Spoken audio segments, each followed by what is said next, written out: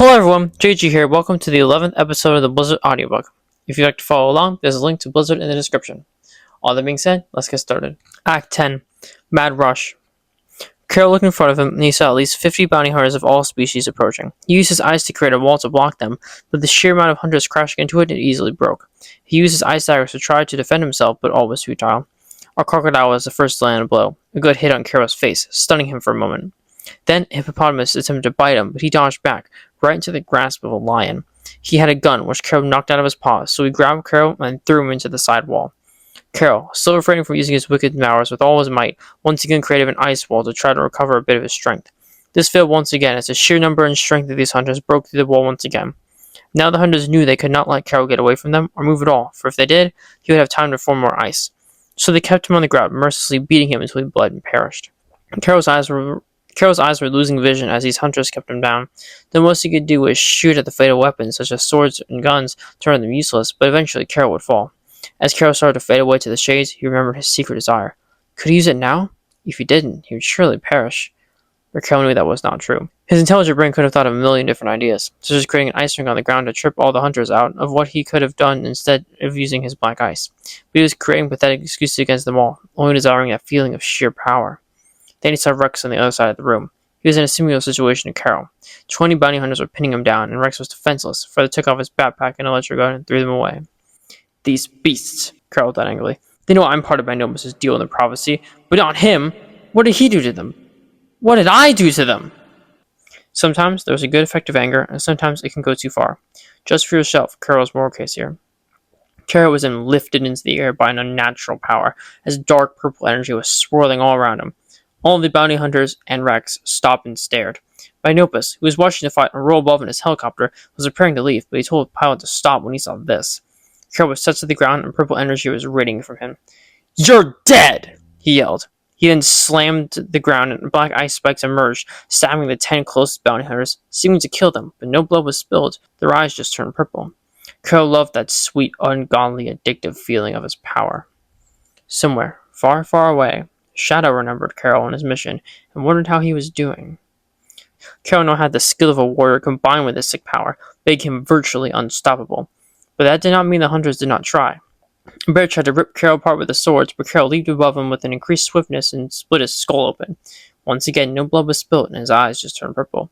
Rex was terrified as he walked up to the bear. He saw that he was still alive and his eyes were active, but his body was gray and cold. A deep, freezing, dead cold. Rex then found out the truth. The black eyes could not kill, but have ripped the souls out of people's bodies. They were corrupted. Rex felt a dark chill go down his spine. Then he looked back at Karol. Karol then saw a panther. He made a black ice dagger and stabbed him with it. Then he backflipped over him and kicked the lizard over so that he fell, and Karol froze him in black ice. Then he created an ice path and skated over to 2 tigers. He made a long icicle braid and tried to cut them both in half. They fell to the ground corrupted. Then he found an ape. The ape tried to grab Karol and slam him into the ground, but Karol was too quick, and he shot ice at him, and he was flung into the wall. Then Karol saw the cockroach. He kicked him, then shot him with black ice. "Remember," Karol yelled as he was mercilessly beating a wolf, "you did this to yourselves!" Then he stabbed them. Suddenly, a human pulled out a gun and started shooting at him. Karol, with extreme speed, created a black ice path under him, skated to the human, broke his legs with a powerful kick, and froze him. With great power and agility, Karol made an ice pathway in the air, and from there, froze everyone and everything in that room in black ice, excluding Rex and his items.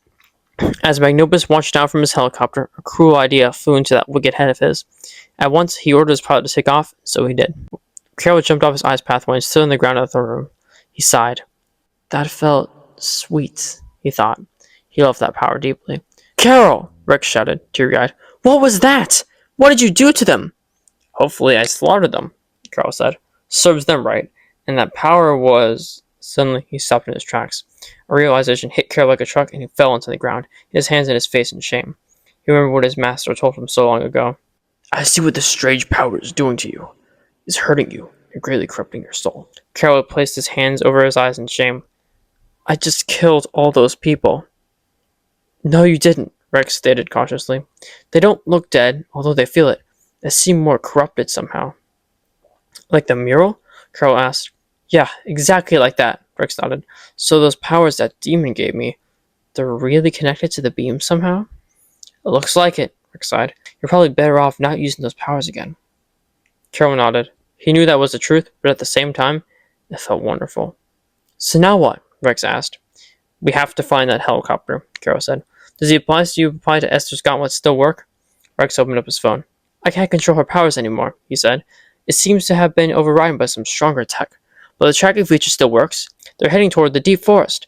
By the way, Esther opened the doors for us. It sounds like she wants us to find her. Shut up, Karol snapped. He did not want to think about Esther. Okay, then, Rex said nervously. I will go after the helicopter, Karol said. As he prepared to leave, Rex stopped him.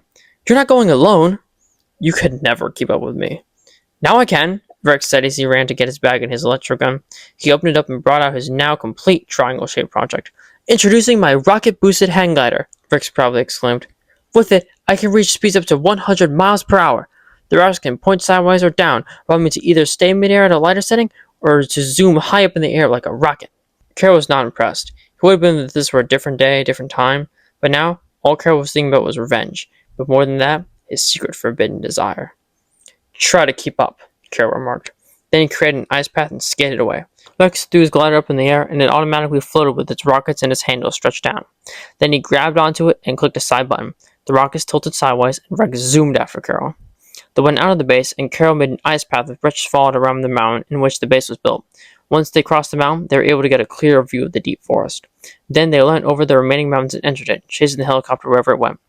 The forest was remarkably similar to the one near the Forgotten Kingdom, filled with ferns, except that the plant life here was overwhelming. Everywhere they looked, there were overgrown trees, bushes, and moss with little to no animal life, or even a spottable river or rock. Every animal they saw, whether it be birds or a deer, seemed choked out due to all the plant life. The terrain, however, was no match for Karol and Rex. Rex was zooming above it, keeping his eyes on Karol, who was going his maximum speed, skating through trees and vines, filled with hate and anger. He couldn't help but perform his old habit of sneaking a bit of black ice in with his normal eyes to make his eyes a bit stronger and to feel a bit of forbidden pleasure. At last, they caught sight of the distant helicopter flying north.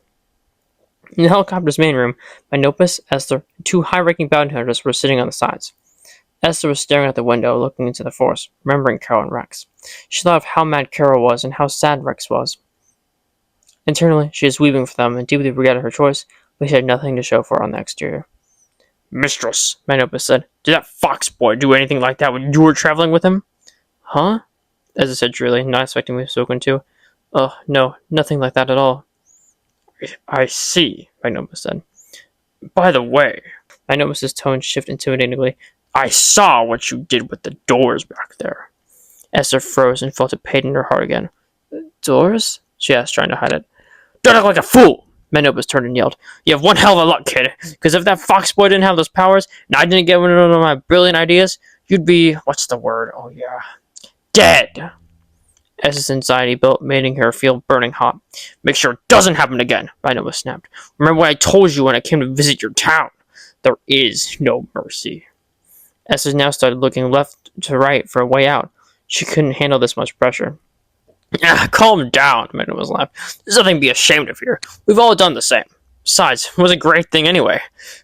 That was true justice. They got what they deserved, no? The other two hunters laughed at Esther, stressing her out further. Where are we going exactly? Esther asked to change the topic. That's simple, Magnopus replied. We're going to get the key. The key? Esther asked. Haven't you seen the mural? Magnopus' eyes rolled. Yeah? Yeah, it doesn't matter. You'll find out soon enough. Then the pilot spoke over the intercom. Bess, we're here. Good, Magnopus boomed. Start your descent. The helicopter landed in front of a giant oak tree, which looked out of place in comparison to the rest of the forest. The tree was as light as a house and as tall as a 6-story building. The 4 bounty hunters and the human pilot exited the helicopter and walked to the foot of the tree. Boss, Refaxo said, I spotted the fox and the panda following behind us from the helicopter. Excellent, Magnopus grinned. Esther was worried, not just for Karol and Rex, but she was scared to see them again. What would they say to her? On the front of the tree, there was an outline of a door carved with a bunch of strange symbols and pictures all over it. In the center, however, there was an outline of a stone. Magnopus reached into his pocket, pulled out the malaxium, and brought it to the tree, fitting the outline perfectly. He then placed the stone in the outline, and all the symbols and pictures on the outline glowed red. Then it opened like a 2-way door, one side going to the left, the other with the malaxium going to the right, leading to a stairway descending into the ground. Magnopus enters first and grabbed the black suit from the right side of the door. Then he eagerly descended down the stairs. The pilot and 2 high-ranking hunters quickly followed after him. Esther looked behind her and thought of the fox from her vision. Then, hesitating, she followed them into the tree.